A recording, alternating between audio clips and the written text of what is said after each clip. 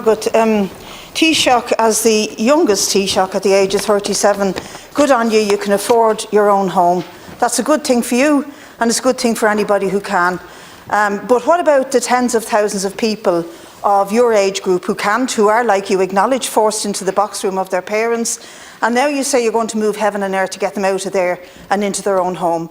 But you have never once, in all the decade and plus that you've been in the Fine Gael party in government, voted against or spoken up against a single policy that has led us to the biggest housing catastrophe in the history of the state. Never once have you spoken against the policies that have put 4,000 children into homeless accommodation, migrants into tents on the streets, hundreds of thousands on waiting lists. We've never heard you say that. Why should we believe you that you're going to move heaven and earth now when your policies have been inconsistent with what's gone on in terms of the housing crisis?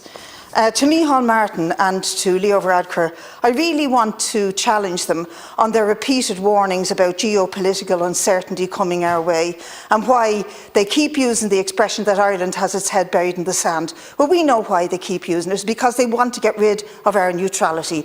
Micheál Martin wants to put a bill before the Dáil instead of a referendum before the people to get rid of Irish neutrality. And he does so because this government and all of its all of its moving parts are right behind all of the warmongering of the European Union, and the warmongering that the European Union repeatedly call out because they want to see, they want to ratchet up what is happening in terms of the conflict with Russia. They want to see us move into arrangements with the EU army and with NATO.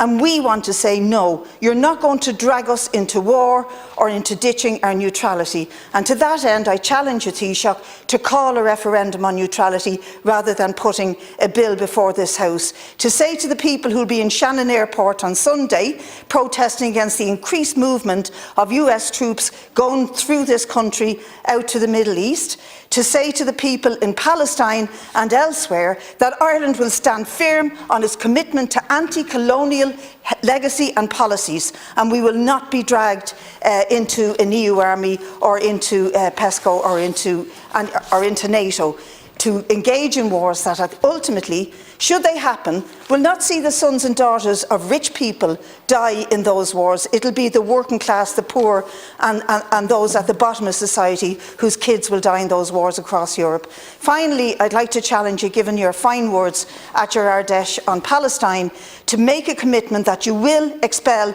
the Israeli ambassador. Because words are all very fine, I use them all the time, I make speeches all the time, but at the end of the day, it's deeds that matter, and you can perform the deed.